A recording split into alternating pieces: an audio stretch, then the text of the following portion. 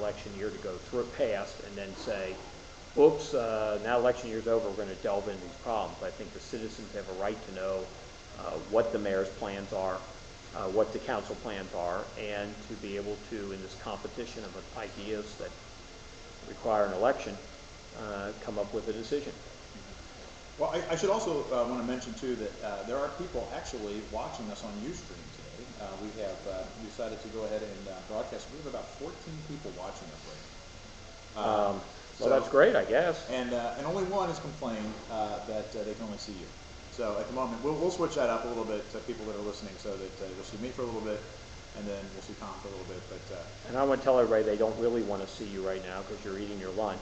I am. And that's so kind of why we decided to put the camera on Tom. It's actually better. So it's not vanity. It's just would be better for them. Yeah, and I put a poll up. I didn't tell you this, Tom, but I did put a poll up. Who do you agree with more, Joe or Tom? And we have one vote so far for me. Well, I've lost many times before, so it's not unusual. That's okay. It's okay. And to be fair, the kind of how we're doing this today is I'm using my own personal Twitter feed to kind of send this out as an experiment, because this is still kind of an experimental edition of the Tom and Joe radio show, not on radio yet. So the people that are watching this are most likely my friends and network. So, but eventually, maybe we'll even this out by creating a Tom and Joe Twitter account and not have to necessarily just make it so that it's only my friends listening. So. Right, and I think that's one of the main things we're trying to do here. We're experimenting. I mean, this is all a big experiment. There's a lot of new media stuff going on out there. We all know the old media is dying. We all know that the dead tree format is on the way out. I mean, you just look at the Enquirer, the Daily Fish Wrap is in trouble. People under 35 don't get it delivered to their abode. You look at the nightly news broadcast, the big three, and all they do is advertise Alzheimer's pills and Viagra and those types of things for folks of a demographic that is, quite frankly, mortality. You said you want to talk about Viagra a little bit? Are closer to death, and therefore they aren't the audience of the future necessarily. And so we know that we don't know what the media or the medium to deliver the news will be, and so we're trying a lot of different things, whether it's Facebook, Twitter, these podcasts. We're going to be on the radio, which for some reason radio's proven very resilient as time's gone on. Marconi and folks, they came up with a great media. I thought it was invented by Mr. Motorola. Yeah. Feeble attempt. That's scary. That's scary. All right. Yeah. But it's interesting that we've got all these people, 16 people now watching us online. And if you're watching and you want to vote in the poll, go ahead and do that. That'd be great. It makes me feel better because I think we're going to get just more people that are going to be agreeing with me as we go along. But I can't believe it already, Tom. But we're up to our first break. We're already 24 minutes into this lovely podcast here. So we're going to take a quick break, and we'll be back on the Tom and Joe radio show, not quite yet on the radio, and we'll be back right after this.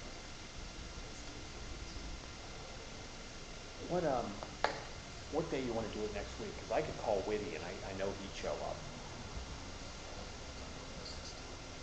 What day you want to do next week? What's that? What day do you want to do this next week? We'll try to stick to I want to try to stick to Tuesday. This has been just a hellish week, but I'm gonna do it. You want to talk a little bit about the news? You want to talk about some of the news, and I can play a little sound effect? Sure, if you want to do that. Should I just open the paper here? I got a good. I'll go. Where are you, Steve Driehaus? Where are you, Gene Schmidt? These are two of our representatives. They're not showing up. Both, one's Republican, one's Democrat. What do they have to fear? I guess they're watching what's going on. Maybe that's a segue. You want to do that, or should I talk about the three-legged horse that gets better health care than most Americans? How about throwing that out? You'd like that? Which one do you want me to do? Sorry, say that again. Say the last part again. You want me to talk about the four-legged horse on the front of the paper that gets better, or the three-legged horse that gets better health care than most Americans? Yeah, that's fine. Four-legged. Oh, you know what? Oh, Dusty Rhodes. You want to talk about that? Oh, I'll talk about it. I read that article this morning. I didn't get through very far in the paper this morning, but here it is, the three-legged pony, big hit with kids. He'd get better, and then I'll do Dusty Rhodes. Okay, so we'll do news with Tom. And the thing is, the live feed keeps going, even though the break is on. But now, oh my God. we're back. The music's playing. Welcome back to the Tom and Joe radio show, not on the radio yet. And I have other music. I just accidentally hit the wrong one again. I meant to kind of do a little bright. That's the music we opened with. So Tom and Joe, we're here at the Coffee Emporium and Over the Rhine on the edge, virtually, of downtown Cincinnati. This is the Tom and Joe radio show, not on the radio quite yet, a podcast through CinDaily and CityBeat.com. So you can find us. And we're also on Ustream. So if you're out there oh, look, 2 votes for Joe. Oh gosh, we're on Ustream. We're on Ustream, and Tom is actually the star of it right now. I'm almost done eating lunch. So soon as I'm done scarfing down my food, we'll rotate the camera here this way. But this is sort of an experimental edition of the Tom and Joe radio show. You've never done it live before. If you want to actually, I guess I could say this too. If you want to ask us a question, you could actually send us a tweet. You could send me a tweet to CinDaily on Twitter. A reply or just send a direct message to CinDaily, and we'll get your question on there or your comment. And eventually, we're going to be able to make it so people can phone us and Twitter and email and everything else. But we're just getting going here, so it's give us a break a little bit here, and that's that. So Tom has the news. He's going to talk a little bit about what's in the news this week. We're going to discuss what's on the news. So here's the news with Tom Brinkman. Oh boy. Well, I'm going to talk about 4 things today, which I think are very important, and they are in the Daily Fish Wrap as it slowly goes out of business. First of all, our library is rated in the nation's top 10. How does that make you feel, Tom? Because you had a comment or two about the library. Right, and it's very interesting here. It says the national rating system ranked the Cincinnati Public Library among the 10 best. But it says here, the ratings compare data on circulation. And that's kind of my pet peeve, because I think the library bends over backwards to fudge the numbers on circulation.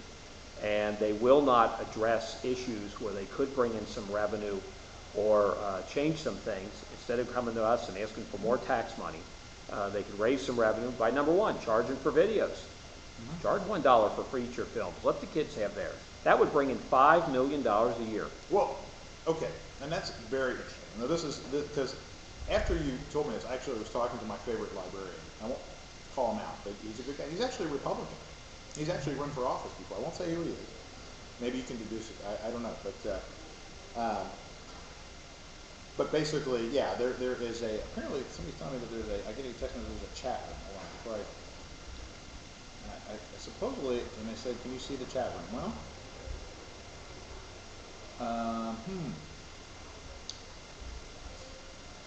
the answer is I can't see the chat room, but apparently there is a chat room, and I don't know where it is. We have a chat room. Apparently people are chatting with us. We're up to 18 viewers. Well, they should come over to the Coffee Emporium, and they could chat to us directly. Yeah, if anybody wants to stop by, if you're listening, we're here. We even have a microphone for them. They could use the red mic. Yeah, we have a cordless mic. You could actually go out and you could walk outside and steal the microphone. Right. But, okay, so I was discussing this very topic about what to do with the library's budget, because I'm a big fan of the library, truth be told. As am I. I'm a big fan of the library too, but, we got to be practical also. Well, I agree. You have to be practical. I'm a fan of my kids, but I don't give them $1 million in car keys and alcohol so they can have a fun time. I mean, at some point... The library's a little different than that. Well... I mean, the library's a huge valuable resource. I mean, it's a center... Well, my kids are valuable too. And I didn't say that. Okay. I didn't say that. I mean, You said the libraries are a little different. They're a little different. I don't think... They're different. They're a little bit different. I think my kids are very valuable too. No, yeah, that's not what I... Okay, go ahead. Kids are not go libraries. Ahead. Okay, right. Okay. So, I'm sure your kids are really smart, but yeah. Anyway, so I was actually at the library on the way here, and I picked up 9 items. I checked out 9 items from the library. A couple books, a couple CDs, a DVD about photographer Annie Leibovitz. I'm sure you should have bought that because she needs help. She's really bankrupt. She wanted you to buy that instead of get it from the library. Poor thing. I mean, I wish somebody paid me $25 million for my photographs, but and still be in the hole. And still be in the hole. That's amazing. But yeah, that is a fascinating thing. But I don't know much about her, and actually, what prompted her that was I heard that she was in the hole. And I'm like, well, I and it turns out I am a little bit familiar with her work. I just haven't put two and two together. But anyway, I guess. Okay. So $5 million would be generated if they charge for videos. But is that true necessarily? Because you think everybody would keep paying for the videos to check if they started charging for them? Well, I don't think they would. I'm for truth in, government. Again, a lot of people go in, they take out 10 things, they go home, they watch 2. I think people... And sell the rest on the internet. Well, I think they bring the rest back, and the point is that if they just were going to watch 2 things, they'd pay $1 each. But the point is, it is the ability to bring in some revenue. The library comes, oh, we have no way to bring in revenue, we're stuck with only these state funds, and that's not true. Now let me give you another one. There are, surprisingly, and we should actually put this out as a question. Do you know how many people, there's 800 and some odd thousand people in Hamilton County. Guess how many people have library cards? Now think about how many. I know there's like something like 200,000, something like that. Yeah, you're very close. It's like 205 or something. Okay. But almost 30,000 people who don't live in Hamilton County have library cards. Yet I'm going to have to pay $10 a 100,000 value of my house, and in that case $30 for my library, and those 30,000 people who don't live in this county don't have to pay a daggone penny. So what I said is, why don't we charge them for their library card? What was the response they got for that? Oh, well, that'll limit our circulation. Everything is circulation over there. Everything. When you take out those, how many books things did you take out? Oh, I have 9. I took out 9 today, but I probably have about 15 items. Okay. And you get a little email saying, please renew them, or you're going to get a fine. When you renew them, that counts as a circulation. It didn't cost them anything to renew that. So what they're doing is they're juicing up their circulation figures so they can feel good about their national rating system.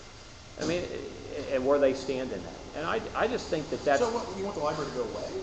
No, I just want them to be practical. They shouldn't be driven by, we have to go around and say ours is bigger than Toledo's or something like that. That's not the point. The point is provide basic services. They do have opportunities to get revenue from folks in a fair way, because remember, $1 a video is still less than Blockbuster or whoever else rents them. And they should charge people, they have a library card, if they don't live in the county that's providing the tax, okay? They could easily make people pay their fines if they are way out there, and they're not doing that. So there's many opportunities, and they have branches that quite frankly are not doing it, and they need to close some branches. Yeah, I don't know about that necessarily, but if a branch is not circulating a lot, then that's kind of a no-brainer. Well, there's also demographics. I mean, there are areas that were once rather populated that there's not that many people living there anymore, and also they're bigger regional libraries very close by, and so a lot of people go there because they like the better selection. But then at the end of the day, what does that add up to? Does that add up enough to actually get the Coast, the group that you derided earlier.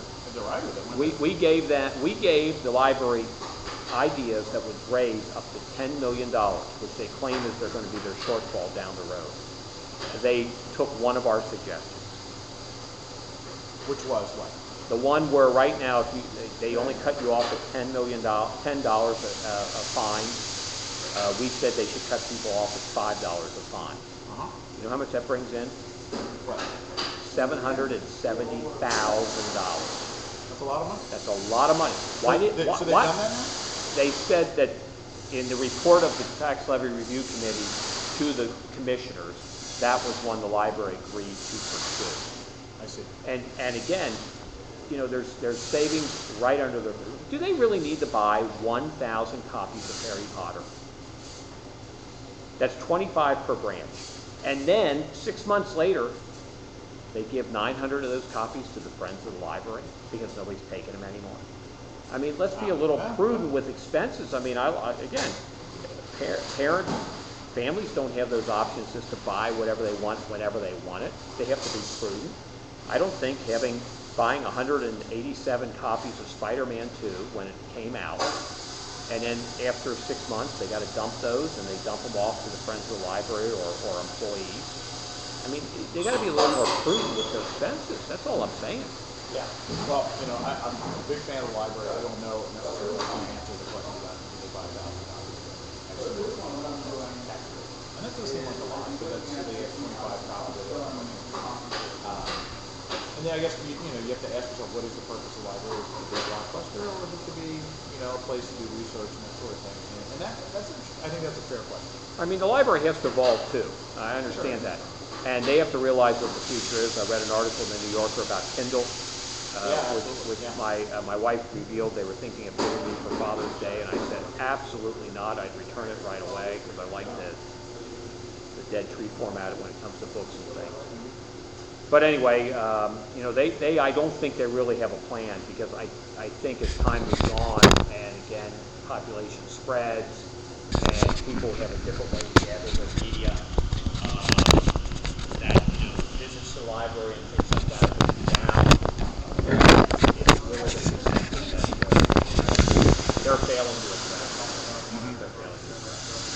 Yeah, they have to evolve, and I've heard people argue. I didn't hear you say that, but people say, well, there's the internet. You just Google it. You don't need a library anymore. I think you do need a library. I'm not saying that, but I think they have to be more practical with our public resources. I mean, they're not, and they don't even pretend to be. What they want to do is say our circulation is bigger. Okay, that was story number one. Story number two.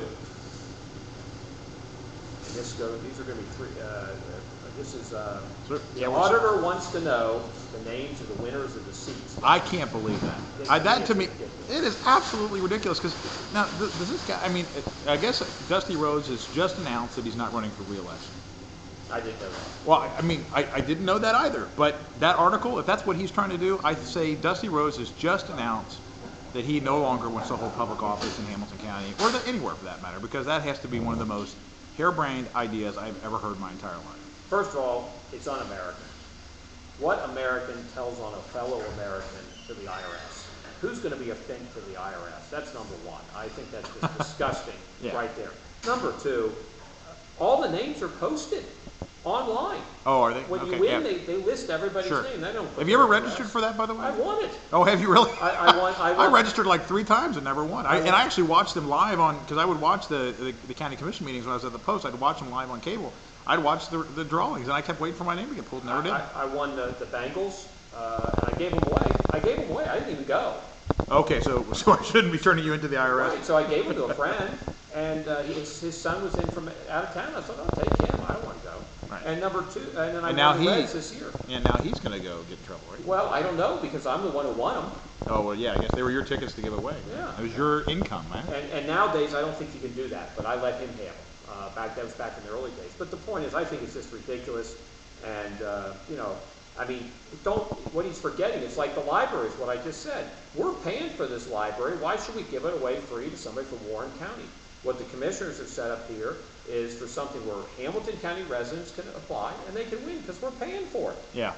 And you think that's okay? I think it's fine. Okay. Do you think that, because what Dusty's saying, that they need to give those back and then sell whatever money they would, that those would cost. But what's been pointed out is they don't get any money back, because if they give it to the Reds or the Bengals, they sell it, they keep the money. And also remember, there are only 6 or maybe 10 games a year at the Reds where they do this.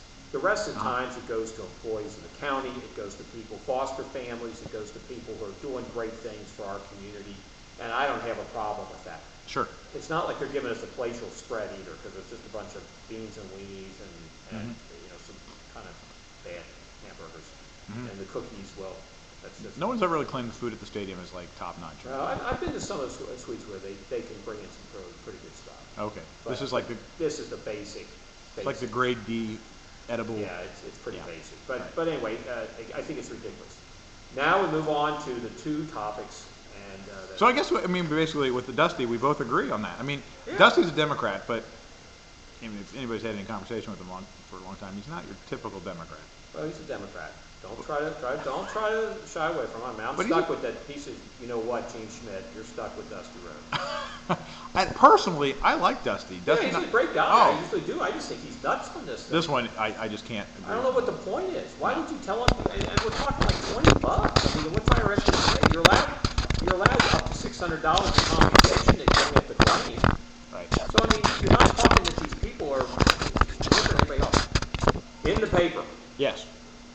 where are you, Representative Driehaus, and where are you, Representative Schmidt? Now, I haven't read this yet, but so I'm gonna have to rely on, or you could. There it is, right there. That's I what see it there's says. Steve, my old boss, Steve Driehaus. And, he's on vacation this week. My old nemesis, Gene Schmidt, Uh-huh. and looking as she always looks. And they're asking, Why where don't are you? they? Can I ask? Is that too much to go into? Why don't you like her? I served with Representative Schmidt in Columbus for 4 years, and there Uh-huh. is no bigger backstabbing liar in the state of Ohio than Gene Schmidt. And tell me what you really think now. No. I'm not allowed to say it on the radio, but she would sell her mother for political advantage. I've seen her do it, and she's just beyond the pale. Luckily, there's been independent candidates out there, so I didn't have to even hold my nose and vote for her, because she is just despicable. Uh-huh. And the fact that she's gone. So do you support Krikorian then? This is great. I mean, in her reelection, she'll be up for reelection next year. Well, but he's running as a Democrat next year. Um, So anyway, the point is that neither of them are out and about scheduling these very interesting town hall meetings, which is somewhat of a tradition, which I didn't even realize was a tradition of Congress when they go on recess. And both of the letter writers are deriding these representatives, saying, "Where are you? Why haven't you scheduled these?" Uh-huh. Now, I know Mean Jean, she just likes to hide because that's just, she hates that somebody would actually ask her a question that goes above her second grade intelligence. But Steve Driehaus, he's really got a gift for gab, but even he's out there hiding.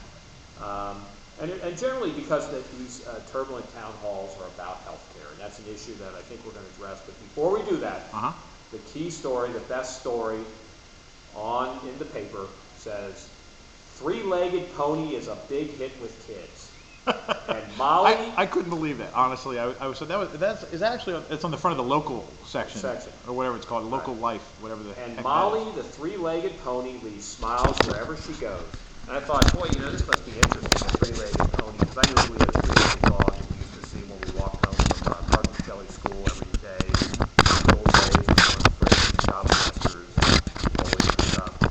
And that was always an interesting sight, how he would get around. But actually, Molly has a prosthesis right front hoof with a smiley face on the sole.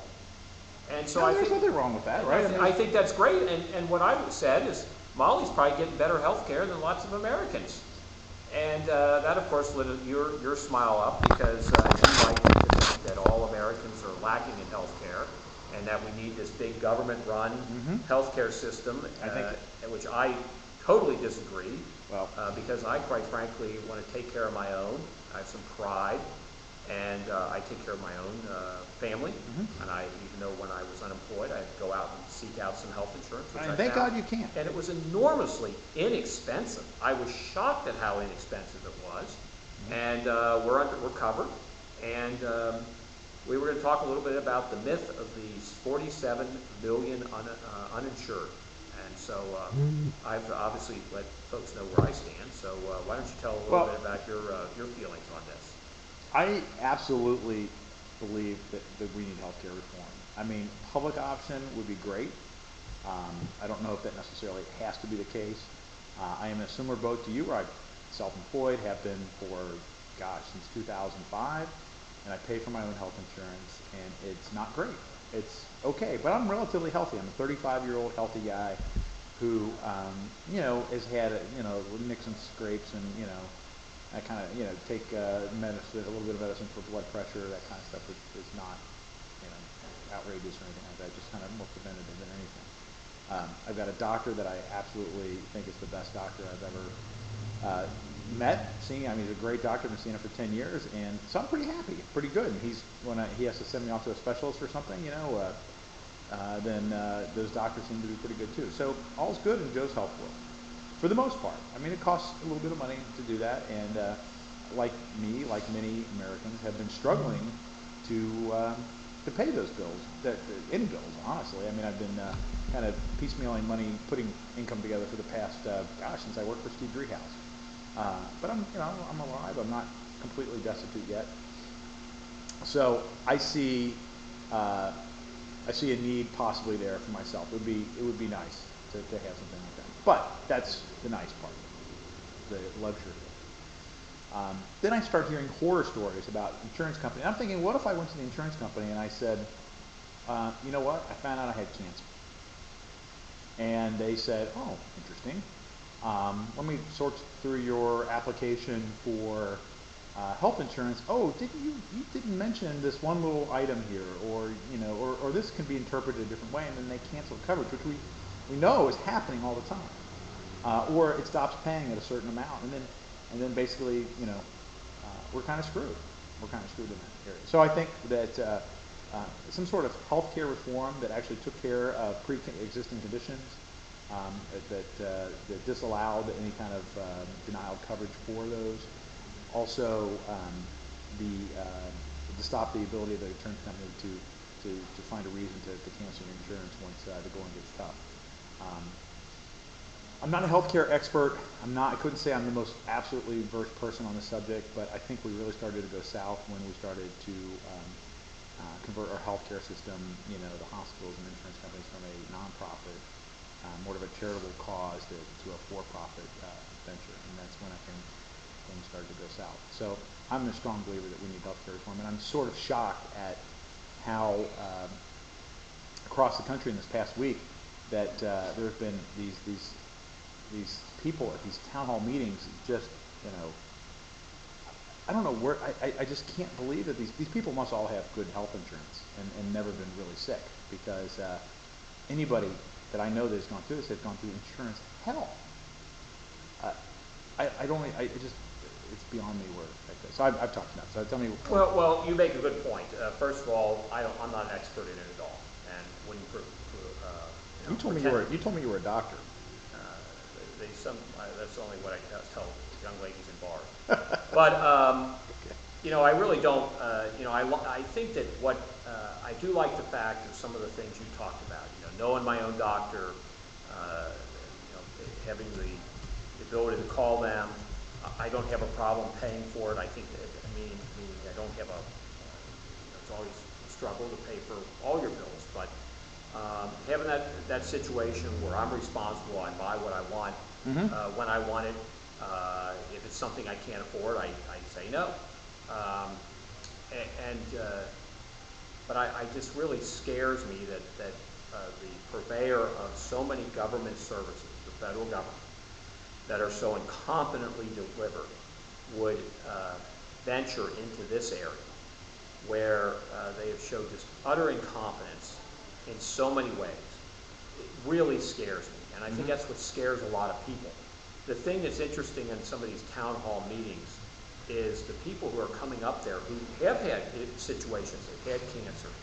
I don't know if you saw the one lady who was talking to the congresswoman, talking about how she had been a cancer survivor, et cetera, and the congresswoman took a phone call in the middle of the. Oh, you're kidding me. I'm serious. Oh, that's just stupidity. Yeah, some Texas. She took a phone call during. Must have been a Republican, for heaven's sake. Well, we would have only hoped so, but we don't have many African American Republican congressmen and women. Anyway, and then you see the confrontation with a guy pushing his son in a wheelchair, saying, "My son, got great treatment. You're going to ration health care," because, so I'm very concerned about those types of things. And I think the other thing that I'd like to do is, we hear this myth of these 47 million unemployed. And what we found out when we were in the state of Ohio, we were trying to get people, insured. A lot of people just don't want to be bothered. They don't want to fill out the forms. They don't want to do this stuff. And so we then get down to where we're looking at a very small number. Yes, can we do something for that? Should we have some type of catastrophic health care plan? Yes. I'm not against that.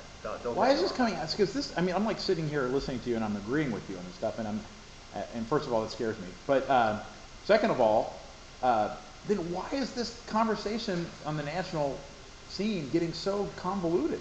Because somebody just said to me today, says, I don't think anything's going to happen on this healthcare thing. I think it's just going to die. And that seems to be what the Republicans want, and maybe that is what the healthcare companies want. Where is this coming from? Where is this opposition coming from? I think, from a Republican point of view, yes, some people use every opportunity as a way to be batter their enemies. It's politics, it's not policy. And there are some people, as we've already heard, somebody said this will be Obama's Waterloo.